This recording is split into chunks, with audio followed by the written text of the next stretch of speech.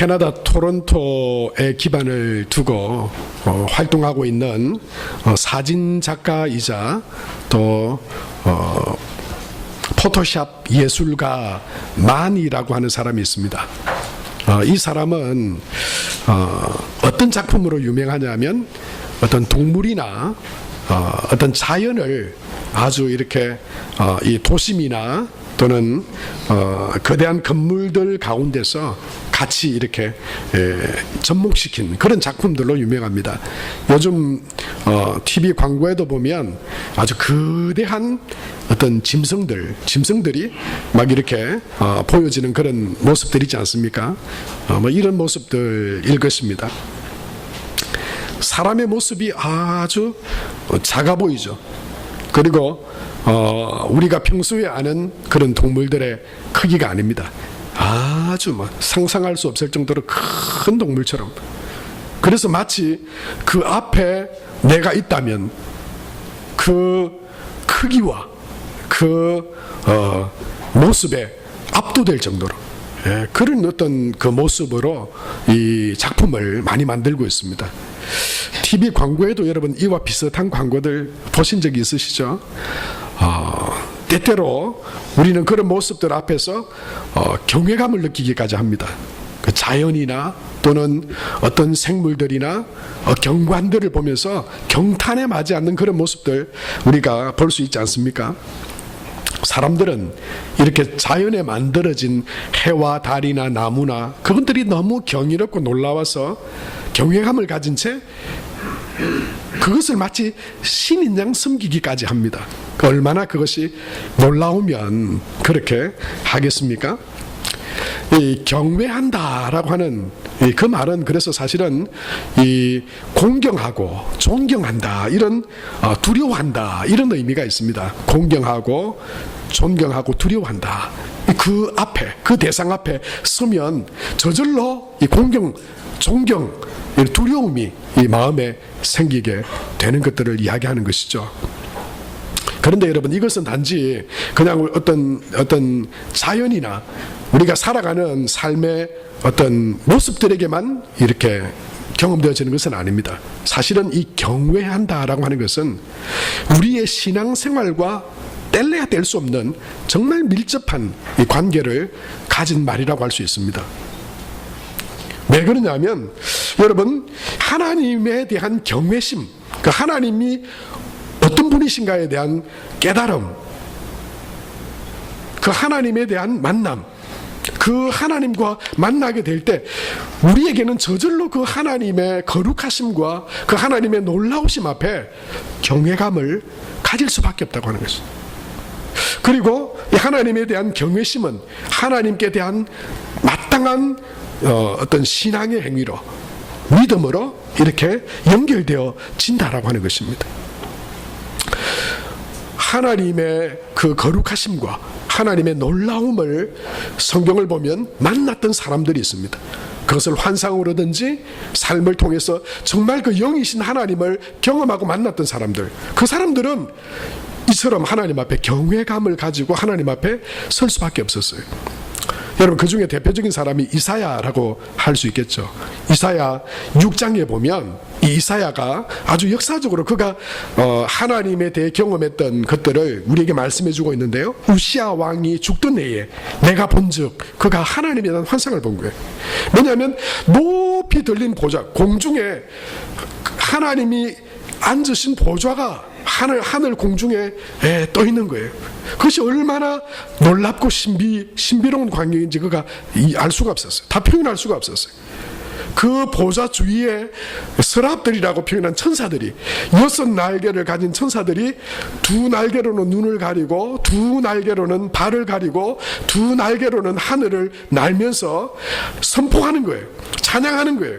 거룩하다 거룩하다 거룩하다 만군의 여호와여 그의 영광이 온 땅에 충만하도다. 이런 하나님에 대한 놀라운 아주 압도적인 지금 어떤 그 경이로운 모습들과 비교조차 할 수 없는 그런 하나님에 대한 경외감을, 하나님의 그 거룩하심을, 그 영광을 바라보게 된 거예요. 예.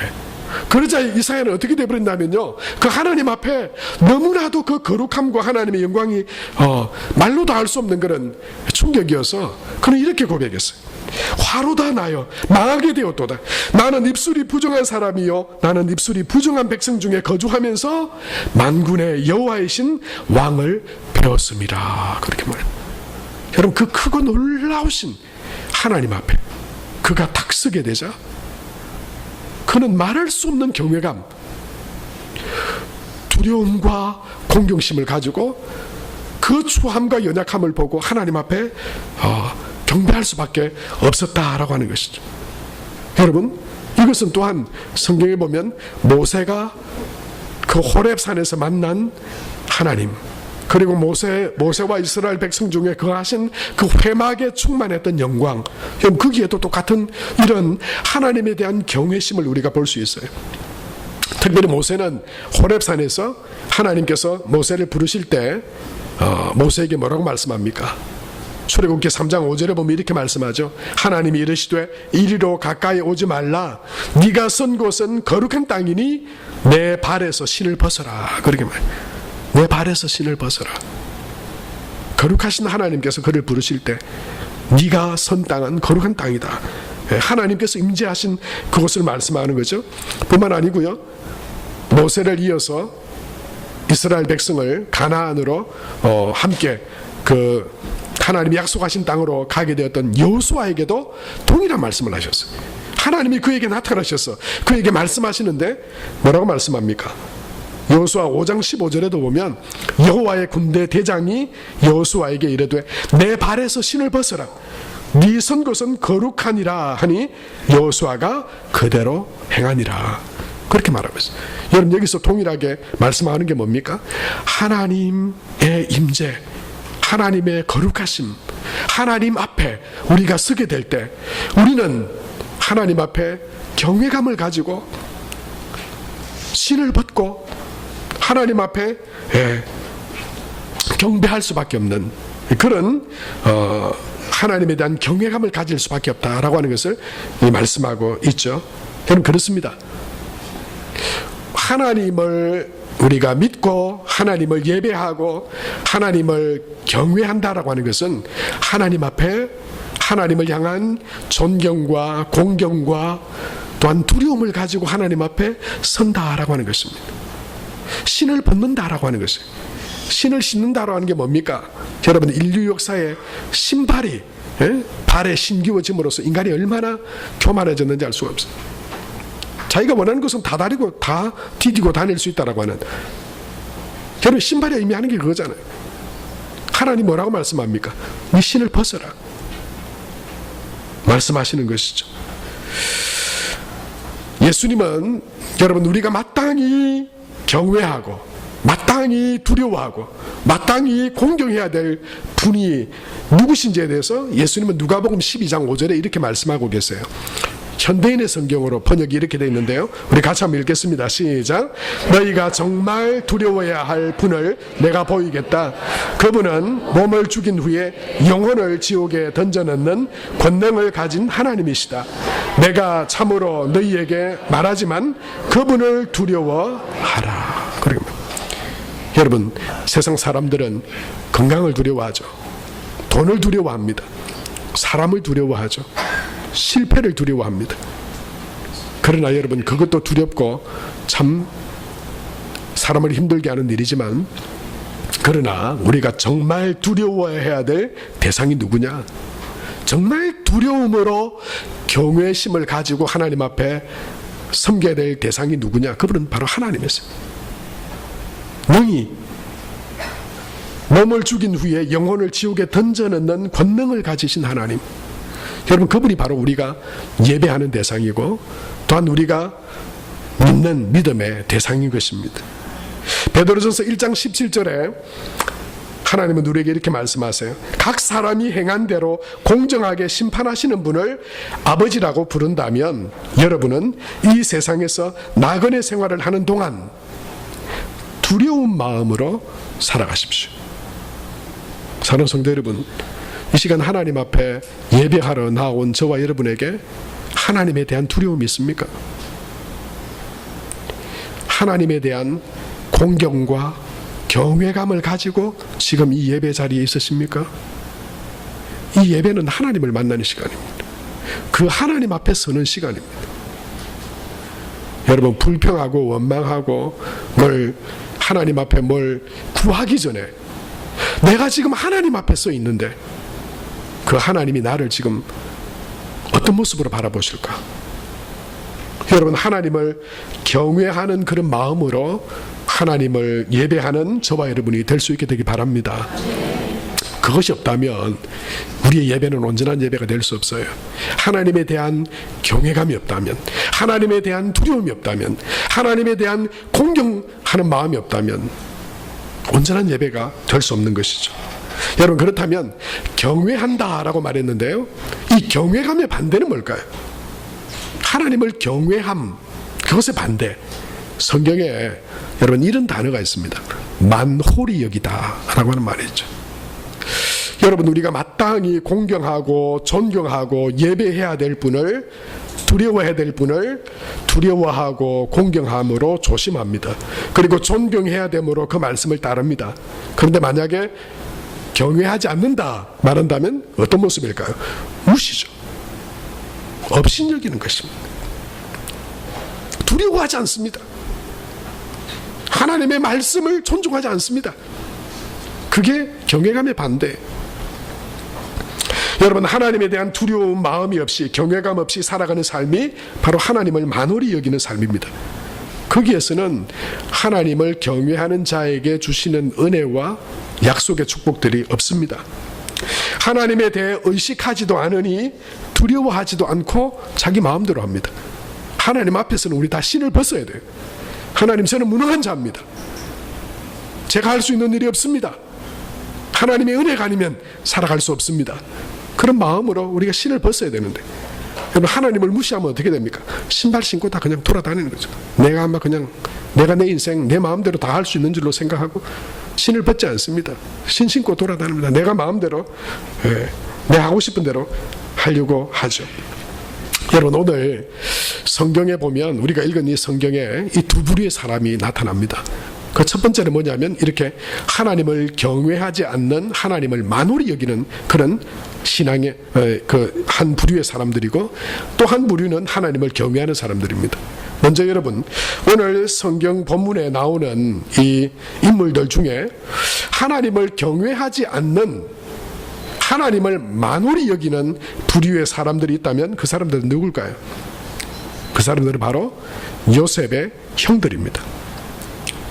요셉의 형들, 요셉을 이 미디안 상인에게 팔고 요셉을 죽이려 했던 이 형들, 이 형들이 뭐 하나님을 만홀히 여기다 이런 성경 기록은 없습니다만은, 그런데요, 이 형들이 하나님을 찾았다든지 하나님을 예배했다든지 하나님 앞에 하나님을 경외했다든지 그런 말도 일체 없습니다. 여러분, 이들이 하나님을 만홀히 여겼다라고 하는 것을 우리가 알 수 있는 증거는 뭡니까? 그 동생을 죽이고자 하는데도, 여러분, 그것이 하나님이 기뻐하시는 일이겠습니까? 하나님이 그것을 만약에 보신다면 그것을 원하시는 일이겠습니까? 그런데 그들은요, 그것을 서슴없이 그냥 동생을, 이거는 그냥 제거해버려야 되겠다, 이건 그냥 죽여도 돼, 서슴없이 동생을 구덩이에 빠뜨립니다. 죽이려 합니다.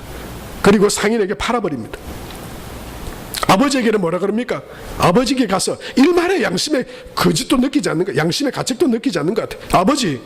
아버지가 보낸 이 동생 광야에서 짐승이 그냥 이렇게 해쳐서 죽인 것 같습니다. 이 옷만 가지고 왔습니다. 아버지에게 거짓말을 그렇게 하잖아요.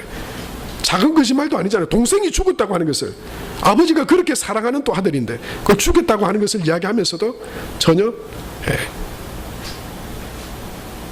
그것을 서슴없이 행하는 모습들을 보게 됩니다. 그런데요, 하나님을 찾는 구절이 한 번 있어요. 언제인 줄 아십니까? 오늘 본문에 보면 그래요. 오늘 읽지는 않았지만 여러분 2장에 보면 48절에 보면 이 요셉이, 여러분, 총리가 돼 있잖아요. 애굽의 총리가 돼 있고, 이 야곱의 아들들은 먹을 것이 없어서 애굽에 양식을 구하러 옵니다. 그들은 요셉이 총리가 된 줄 모르지만 요셉은 보니까 형들인 줄 알아요. 그래서 요셉이 어떻게 합니까? 네. 한 명만 여기 남아있고 돌아가서 동생을, 막내를 데리고 오면 내가 다 믿고 이 잡혀있는 사람까지 다 놔주고 우리 양식도 주겠다고 그렇게 말을 하죠. 요셉이 형들에게 곡식도 주고 그 각자의 자루에 그들이 가지고 왔던 돈까지 넣어서 노정에 필요한 양식까지 준비해서 돌려보냅니다. 그런데 어떻게 됩니까? 가서 자루를 풀어보니까 돈이 그대로 있는 거예요. 그들은 순간에 위기감을 느끼게 되죠. 네? 우리가 돈도 안 주고 이 양식을 그것으로부터 훔쳐온 것으로 여기게 될까봐 그들은 두려워합니다. 그걸 보고 이 28절에 이 형들이 뭐라고 말하냐면 28절 여러분 보시면 그렇게 말하죠. 그가 그 형제에게 말하되 내 돈을 도로 넣었도다. 보라 자루 속에 있도다. 이에 그들이 혼이 나서 떨며 서로 돌아보며 말하되 하나님이 어찌하여 이런 일을 우리에게 행하셨는가 하고. 여러분 하나님을 집어넣는데 원망하고 불평하는데 하나님을 경외하고 두려워하고 그렇게 살아가지도 않았으면서 지금 문제가 생긴 거예요. 하나님 어째 이런 일이, 하나님을 부르고 원망하는데 그들이 위태롭게 되고 어려움에 처한 상황에서 여러분 하나님을 원망할 때 하나님의 이름을 부르고 있는 거예요. 그들이 행동과 결정을 할 때는 하나님 전혀 상관도 없이 하나님을 의식하지도 않고 행하고는 문제가 생기고 못마땅하고 힘들고 어려우니까 한다는 이야기가 하나님 왜 도대체 이런 어려움을 나한테 주시냐고. 평소에 하나님 경외하지도 않았으면서, 평소에 하나님을 두려워하지도 않았으면서, 평소에 하나님을 공경하지도 않았으면서 원망할 때 하나님 이름을 덜먹이고 있는 것이죠. 여러분 이게 뭔지 아세요? 하나님을 만홀히 여기는 거예요. 이게 하나님을 무시하는 처사예요. 이건. 그래서 하나님 이름 부른다고 우리가 다 믿는 것 아닙니다. 여러분 이 야곱의 아들들은 다 하나님을 믿는 믿음의 자손들 중에 사람들이었어요. 거기에 속해 있다고 해서 그 사람들이 하나님의 백성인 건 아닙니다. 거기에 속해 있다고 해서 그들이 하나님을 다 경외하는 것 아닙니다. 하나님의 이름을 부르고 거기에 속해 있지만 행동이나 삶이나 그들의 인생에 전혀 하나님을 두려워함도 경외함도 없이 자기 마음대로 다 해놓고 그 속에 있으니까 힘들고 어렵고 아프면 하나님이나 원망하는데 하나님이나 이름을 부르는 사람이 무슨 하나님을 경외하는 사람이라고 할 수 있겠습니까? 그 사람들은 하나님을 만홀히 여기는 사람. 하나님을 만홀히 여기고서야 여러분 우리가 어떻게 하나님으로부터 오는 은혜와 그 복을 누리며 또한 살아갈 수 있겠습니까? 그럼 우리는 착각하지 말아야 됩니다. 하나님은 속지 않으십니다. 하나님은 만홀히 여김을 받지 않으십니다. 갈라디아서 6장 7절에 이렇게 말씀하고 있죠. 스스로 속이지 말라. 하나님은 업신여김을 받지 아니하시나니 사람이 무엇으로 심든지 그대로 거두리라 말씀했어요.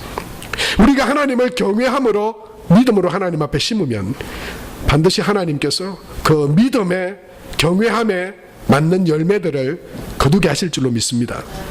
여러분 우리가 하나님 앞에 뭘 심는가를 잘 봐야 돼요. 평소에는 믿음도 심지 않고 하나님 경외하지도 않고 그냥 그러다가 여러분 닥친 일 때문에 어렵고 힘들다고 하나님 원망한다면 우리 자신의 신앙생활을 잘 돌아볼 필요가 있습니다. 우리도 마치 그 요셉의 형들처럼 자기 마음대로 해놓고 지금 어려운 일에만 하나님을 덜먹이고 있지 않은지 우리가 자세히 봐야 돼요. 반면에 여러분 하나님을 경외한 하나님의 사람이 있습니다. 바로 요셉입니다. 요셉은 오늘 성경에 그는 스스로 자신을 이렇게 말했습니다. 나는 하나님을 경외하노니 그렇게 말했습니다. 여러분 저를 따라 한번 해보시겠습니까? 나는 하나님을 경외하노니. 여러분 이것이 저와 여러분의 삶의 고백이 되시길 축복합니다. 하나님을 믿는다고 하는 것은 하나님을 경외하는 삶입니다. 나의 모든 삶 가운데서 하나님을 인정하는 것입니다. 나는 하나님을 경외합니다. 어떤 삶의 순간에도. 요셉은 시련과 숱한 고난 속에서도 이 고백을 가지고 살았습니다. 그의 인생이 그렇게 쉽지 않았습니다. 요셉의 인생을 보면 얼마나 힘들었습니까? 고난과 어려움들이 있었습니다. 그런데 원망하는데 하나님의 이름을 갖다 쓰지 않았습니다. 요셉의 여러분 그 많은 시련과 환난 가운데 하나님을 부르고 찾은 적은 있지만 하나님 왜 이러셨습니까? 그렇게 원망하는데 하나님의 이름을 끌어들이지 않습니다. 하나님께서 함께 하시고 하나님을 신뢰하는 삶을 요셉은 살았습니다. 어떤 분들은 지금 그렇게 생각하실지 몰라요. 요셉이 지금 총리가 되었으니까요. 천만의 말씀입니다. 총리가 되었기 때문에 하나님을 경외한다고 말하고 있는 것이 아닙니다. 요셉의 형들이 그들의 결정과 삶이 하나님을 만으로 여기는, 하나님을 두려워하지 않는 삶을 살았던 것임과 동시에 여러분 요셉의 삶에도 보면 요셉이 하나님을 경외했다라고 말하면서 살았진 않았지만 그의 삶을 보면, 그의 삶의 결정들을 보면 그는 순간순간 하나님을 믿는 믿음으로, 하나님을 두려워하는 마음으로, 하나님이 내 삶의 주인 되시고 인도자가 되신다라고 하는 믿음으로 살아왔던 경외하는 삶이었던 것을 우리는 충분히 볼 수 있습니다. 성경이 그것을 우리에게 증명해 주고 있습니다. 창세기 39장 3절에 보면 이런 고백이 있어요. 그의 주인이 여호와께서 그와 함께 하심을 보며 또 여호와께서 그의 범사에 형통케 하심을 보았더라. 그렇게 말해요. 보디발이 볼 때 종으로 팔려온 요셉이 하나님으로 인하여 복을 받고 있는 것을 그가 보았어요. 요셉이 하나님을 경외했기 때문입니다. 뿐만 아니고요, 그 종의 집에서 보디발의 그 가정 총무로 세움을 받았을 때 유혹이 찾아오죠. 그가 이제는 막 하찮은 그런 노예 신분이 아니라 그래도 인정받는 그런 사람, 일꾼으로 돼 있었죠. 하인으로 돼 있었지만 그때 유혹이 찾아오죠. 보디발의 아내가 그를 유혹합니다. 그때 요셉이 뭐라고 대답합니까? 9절 말씀에 보면 이렇게 말씀하죠. 이 집에는 나보다 큰 이가 없으며 주인이 아무것도 내게 금하지 아니하였어도 금한 것은 당신뿐이니. 지금 주인에 대한 두려움이 있어요. 그런데 거기에 머물러 있지는 않았습니다. 그 뒤에 계속해서 그는 뭐라고 말합니까? 당신은 그의 아내임이라. 그런즉 내가 어찌하여 이 큰 악을 행하여 하나님께 죄를 지으리까? 지금 요셉은요, 물론 내가 하는 행동이 어떤 사람에게 죄를 짓는 것이기도 하지만 그러나 그것에 머물러 있지 않았어요. 그는 윤리적이고 도덕적인 그 수준에서만 살아가는 사람이 아니었습니다. 그는 하나님을 경외하는 사람이었습니다. 하나님을 두려워하는 사람이었습니다. 그래서 하나님 앞에 죄를 짓는 행동에 대해서 나 그거 못하겠습니다. 주인이 싫어할까 때문이 아니라 하나님 앞에 내가 어떻게 이 죄를 지으며 하나님 앞에 내가 설 수 있겠습니까? 그것 때문에 그 죄의 자리를 단호히 거부했던, 그것 때문에 감옥에 가야 했던 사람이 요셉이었습니다. 왜요? 하나님을 경외했기 때문입니다. 사람보다 하나님을 두려워했기 때문입니다. 하나님 앞에 바로 서는 것이 참된 신앙의 삶임을 그가 알았기 때문입니다. 뿐만 아니고요, 감옥 안에서도 여러 가지 어려움과 시련이 있었죠. 그가 그 감옥에서 나올 그런 기회를 차지하게 됩니다. 애굽의 바로가 꿈을 꾸게 되죠. 그 꿈을 잘 해석한다고 하는 것을 이 바로 왕이 알게 됩니다. 그리고 요셉을 감옥에서 불러냅니다. 꿈을 너는 잘 해석한다더라. 내 꿈을 한번 해몽해봐라. 그러자 그때 요셉이 어떻게 말합니까? 41장 6절 말씀에 보면 요셉이 이렇게 대답합니다. 요셉이 바로에게 대답하여 이르되 내가 아니라 하나님께서 바로에게 편안한 대답을 하시리다. 요셉은 분명한 그것에 대한 믿음이 있었던 사람이에요. 하나님께서 크고 능하시고 두려우심으로 하나님께서 행하신다. 그 하나님 앞에 두려워함으로 살아가는 것이 참된 신앙의 모습이다. 그래서 그는 그 어떤 순간에도요, 감옥에 있을 순간에도, 모함이 있는 순간에도, 그가 인정하고 그를 인정하고 그 자신을 높일 수 있는 순간에도 자기를 드러내지 않아요. 자기 힘을 의지하지 않아요. 하나님을 두려워하는 마음으로 크고 능하신 하나님 앞에 하나님을 신뢰하며 믿음으로 하나님을 존중하고 하나님을 공경하고 하나님 앞에 조심하는 자세로 하나님을 경외하는 자로 요셉은 살아가고 있는 것입니다. 사랑하는 성도 여러분, 이 하나님을 경외하는 요셉의 이런 태도는 단지 요셉에게만 보이는 것은 아닙니다. 믿음의 조상이었다라고 하는 아브라함에게도 이 하나님을 경외하며 모습이 있는 것을 보게 됩니다. 여러분, 저와 여러분의 하나님을 향한 믿음은 하나님을 경외함입니다. 하나님을 공경하거나 하나님을 두려워하거나 하나님 앞에 조심하는 것입니다. 하나님은 아브라함에게 그 독자 이삭을 번제로 바치라고 말씀합니다. 어떻게 그걸 받아들일 수 있을까요? 어떻게 그것을 받아들여야 할까요? 그런데 아브라함은 그 독자 이삭을 데리고 하나님이 지시하신 산으로 올라갑니다. 그리고 거기서 그 이삭을 잡아 번제로 하나님 앞에 드리려고 합니다. 정말 그렇게 하려고 했던 것이 아니라 정말 번제로 드리려 했습니다. 그때 하나님이 보내신 사자가 나와서 아브라함에게 이런 말씀을 전합니다. 12절 말씀인데 우리 같이 한번 읽겠습니다. 시작. 사자가 이르시되 그 아이에게 내 손을 대지 말라, 그에게 아무 일도 하지 말라. 내가 내 아들 내 독자까지도 내게 아끼지 아니하였으니 내가 이제야 네가 하나님을 경외하는 줄을 아노라. 중요한 게 뭡니까? 이제 네가 하나님을 경외하는 줄을 알겠다 말씀하셨어요. 여러분, 이 인정받는 저와 여러분 우리 모두가 될 수 있게 되기 바랍니다. 나는 하나님을 경외하노니, 요셉이 그렇게 말했던 것처럼 하나님께서 아브라함의 그 모습을 보고 그 말씀에 순종하는 모습을 보고 그 심지어 아들까지 번제로 드리라고 하는 그 말씀에도 하나님을 신뢰하고 두려워하고 경외함으로 그 말씀에 순종해서 내가 이제야 네가 하나님을 경외하는 줄을 아노라, 그렇게 인정받았던 것처럼 사랑하는 성도 여러분, 저와 여러분의 믿음이 하나님 앞에 하나님을 진정 경외하는 삶으로 신앙으로 인정받는 저와 여러분이 될 수 있게 되길 바랍니다. 요셉이 그 험난하고 어려운 삶 가운데도 하나님을 경외함으로 하나님의 말씀을 따를 수 있었던 것은 아브라함이 그 어떻게 보면 부당해 보이는 그 하나님의 명령에도 자기 생각과 그 모든 것들을 다 내려놓고 그 하나님의 말씀에 따라 경외함으로 나아갈 수 있었던 것은 여러분 하나님을 신뢰했기 때문입니다. 하나님의 그 말씀을 신뢰했기 때문입니다. 시편 12편 6절에는 하나님의 말씀에 대해서 우리에게 이렇게 말씀합니다. 여호와의 말씀은 순결함이요 흙도간 위에 7번 단련한 은 같도다, 그렇게 말씀하셨어요. 여러분, 하나님의 말씀은 이렇게 고귀합니다. 그리고 하나님의 말씀은 복됩니다. 그 하나님의 말씀은 능력입니다. 그 하나님의 말씀은 거룩함입니다. 그 말씀이 여러분, 그 하나님을 향한 우리의 신뢰와 믿음이 때로는 우리한테 맞아 보이지 않고 우리 생각과 달라 보여도 하나님을 신뢰하고 그 말씀을 믿음으로 따라가면 하나님은 반드시 그 경외함의 약속들과 은혜들을 우리에게 주시는 하나님이십니다.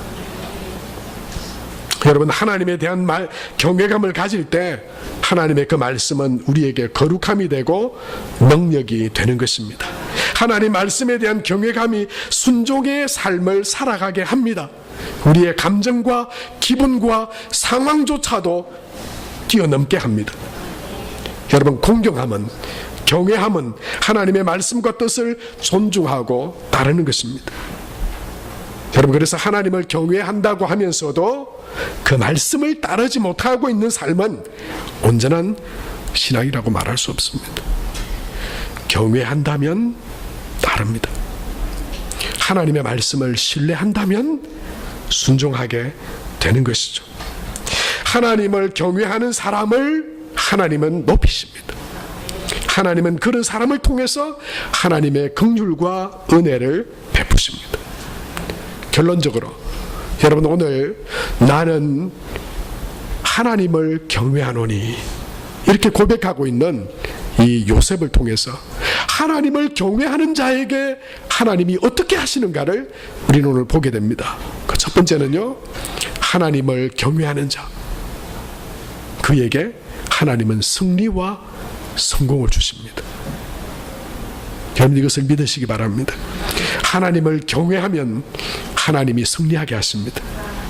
하나님을 경외하면 하나님께서 성공하게 하십니다. 여러분, 이 믿음으로 하나님을 경외하시기를 축복합니다. 당장에 볼 때 요셉은 실패자리죠. 구덩이에 빠지게 되고 죽을 위기에 처한 상황이었죠. 그를 구덩이에 빠뜨린 형들이 이긴 줄 알았습니다. 그러나 여러분, 오늘 말씀의 결론을 보세요.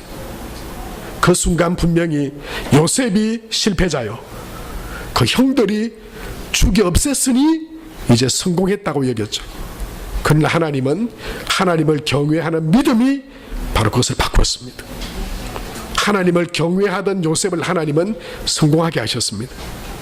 그 형들을 다 그 요셉 앞에 무릎 꿇게 하셨습니다. 하나님을 경외하는 자에게 승리를 주십니다. 성공을 주십니다. 이런 승리와 성공을 누리는 저와 여러분이 다 되시기를 축복합니다.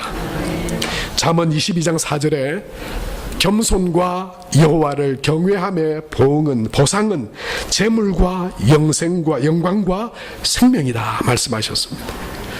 저와 여러분이 다 그 보상을 받아 누리는 하나님을 경외하는 자로 세워지는 저와 여러분이 될 수 있게 되기 바랍니다. 여러분, 성공하기 원하십니까? 승리하기 원하십니까?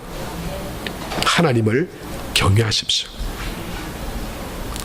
두 번째로, 하나님께서 하나님을 경외하는 자에게 주시는 은혜와 축복은 하나님을 경외하는 자를 통해 다른 영혼과 생명을 살리고 구원하신다라고 하는 것입니다. 요셉이 실패자 같았고, 요셉은 이제 아무런 능력도 의지할 것도 없는 나약한 자요, 패배자인 것처럼 보였지만 하나님을 경외함이 그를 승리의 자리로, 어떻게 그가 애굽의 총리가 될 수 있었겠습니까? 어떻게 그의 형들이 그에게로 와서 무릎을 꿇고 머리를 조아리는 그 성공을 그가 얻을 수 있었겠습니까? 하나님께서 주신 승리요 성공이었습니다. 그런데 하나님은 하나님을 경외하는 요셉을 통해서 그 인생의 성공과 승리만을 주셨던 것이 아니라 그 요셉을 통해서 죽을 영혼들을 살리고 먹이고 입히고 공급케 하는, 구원하고 살리는 통로로 하나님은 하나님을 경외하는 요셉을 사용하셨습니다. 50장 20절의 결론의 말씀이 우리에게 이렇게 말씀하고 있죠. 이것이 요셉의 고백인데요, 우리 같이 한번 하겠습니다. 시작. 당신들은 나를 해하려 하였으나 하나님은 그것을 선으로 바꾸사 오늘과 같이 많은 백성의 생명을 구원하게 하시려 하셨나니. 여러분이 그렇게 해야 된다고 부담 가지지 마세요. 여러분이 그렇게 이런 역할을 해야 된다고 말씀하는 게 아닙니다. 살려야 되는 역할을 하십시오가 아닙니다. 다른 사람을 먹이고 입히는 사람이 되십시오라고 하는 게 아닙니다.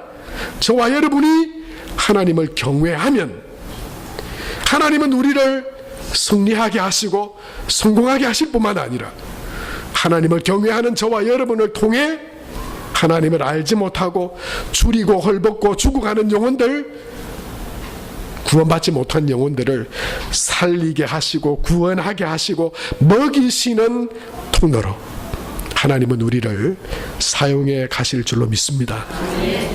당신들을 나를 헤아려 하였으나 하나님은 그것을 선으로 바꾸사 오늘과 같이 많은 백성의 생명을 구원하게 하시려 하셨나니. 여러분, 하나님을 경외하는 하나님의 자녀들로 여러분, 저와 여러분의 어떤 상황 가운데서든지 하나님의 살아계심과 그 은혜와 능력을 믿음으로 하나님을 경외하는 자로 살아가는 여러분이 되시길 축복합니다. 성공의 자리에서만요? 아닙니다.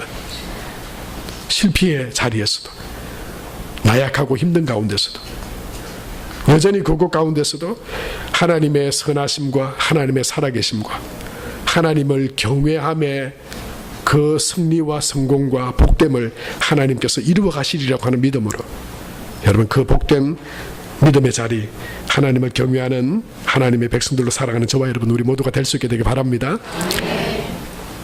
한 번 더 저를 따라해 보시겠습니까? 나는 하나님을 경외하노니. 이 믿음으로 살아가는 저와 여러분 우리 모두가 되시길 바랍니다.